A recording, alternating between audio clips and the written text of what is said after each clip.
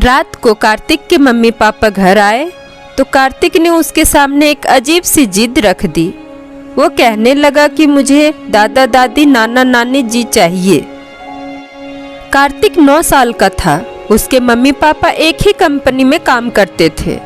उसके ऑफिस चले जाने के बाद वो अकेले रह जाता था, इसलिए उसका ध्यान रखने के लिए उसके घर में एक नैनी रखी हुई थी। कार्तिक अपने मम्मी पापा का इकलौता संतान था, इसलिए कार्तिक की हर इच्छा पूरी की जाती थी। कार्तिक के पास ढेर सारे खिलौने थे, पर नैनी और खिलौने के साथ खेलते हुए वो ऊब चुका था। इसलिए एक दिन उसने अपने मम्मी पापा से कहा कि वो उसे छोड़कर ऑफिस ना जाया करे और उसके साथ घर में ही रहे। मम्मी पापा के लिए ऑफिस छोड़कर घर में रहना संभव नहीं था, इसलिए उन्होंने नैनी से कहा कि वो कार्तिक को रोज पास वाले पार्क में घुमाने ले जाया करे। उनका कहना मानकर नैनी कार्तिक को एक पास के ही पार्क में ले गई। शाम का वक्त था। पार्क में बहुत सारे लोग थे। वहाँ झूले लगे हुए थे जिन पर बच्चे झूल रहे थे। कार्तिक भी उन सब बच्चों के साथ झूलने लगा। झूलते हुए एक बच्चा अचानक से झूले से गिर गया और रोने लगा। उसको रोता देख उसकी दादी उसके पास आई और उसे गोद में उठाकर चुप कराने लगी। बच्चे को चुप कराने के लिए उसकी दादी ने पार्क में ही खड़े आइसक्रीम वाले से आइसक्रीम भी दिलवा दी। बच्चा चुप हो गया। नैनी ने भी कार्तिक को बिना मांगे उसे आइसक्रीम दिलवा दी। कार्तिक बहुत देर से उस बच्चे और उसकी दादी को देख रहा था। वो बच्चा फिर से कार्तिक के बगल में आकर झूलने लगा। ये तुम्हारी नैनी है? कार्तिक ने उस बच्चे से पूछा। नहीं, वो मेरी दादी है, मुझे बहुत प्यार करती है, उस बच्चे ने कहा और भागकर अपनी दादी के पास चला गया।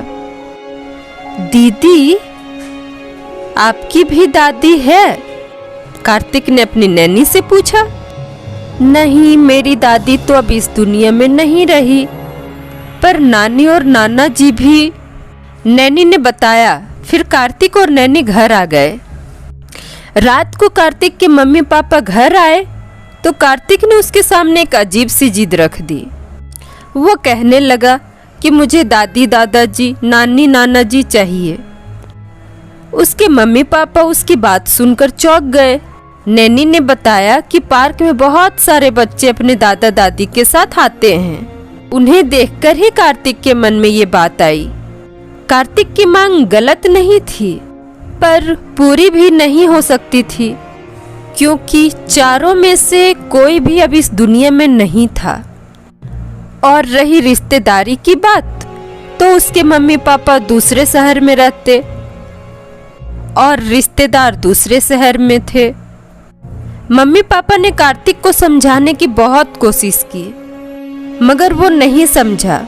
उसने नैनी के साथ पार्क जाना भी बंद कर दिया और हमेशा चुप चुप और चिढ़ा हुआ रहने लगा।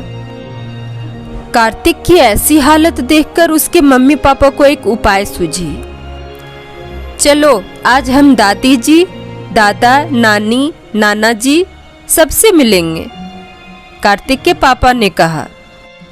कार्तिक बहुत खुश हुआ।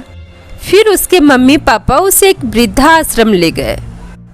कार्तिक को देखकर वृद्धाश्रम में मौजूद वृद्ध लोग बहुत खुश हुए। उन्हें कार्तिक के रूप में एक पोता मिल गया था और कार्तिक को दादा दादी। कार्तिक सभी के साथ खूब खेलता रहा। फिर वो रोज शाम को वृद्धाश्रम के लोगों से मिलने जाने लगे। दोस्तों, यह कहानी आप सबको कैसा लगा कृपया कमेंट में ज़रूर लिखें। और हाँ, ऐसी कहानी रोज मैं आपके लिए लाऊंगी। इसके लिए कृपया करके आप चैनल को सब्सक्राइब करें, लाइक करें तथा शेयर करना ना भूलें। Thank you.